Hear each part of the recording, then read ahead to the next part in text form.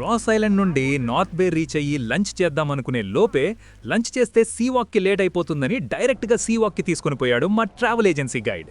సీవాక్ అంటే మన తలపైన హెల్మెట్లా పెట్టి వాటర్లోకి తీసుకుని వెళ్తాడు 11 మీటర్స్ లోపలికి.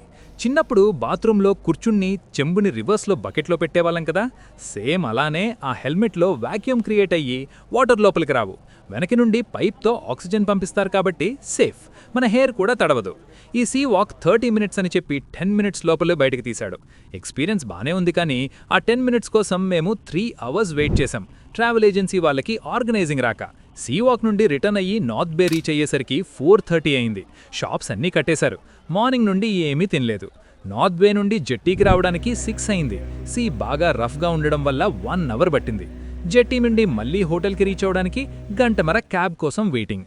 వెట్ డ్రెస్లోనే ఆ గంటన్నర ఉండాల్సి వచ్చింది. మా అండమాన్ ట్రిప్లో ఇది వర్స్ట్ డే. మంచి టూర్ ఆపరేటర్తో బుక్ చేసుకోకపోతే ఇలానే జరుగుతుంది. మీరు అండమాన్ ప్లాన్ చేసుకున్నప్పుడు జాగ్రత్తగా బుక్ చేసుకోండి. గూగుల్ రివ్యూస్ని అస్సలు నమ్మొద్దు. నేను మీలో ఒకణ్ణి. ట్రావెల్ ముచ్చట్ల కోసం రా పోస్ట్కార్డ్ని సబ్స్క్రైబ్ చేసుకోండి.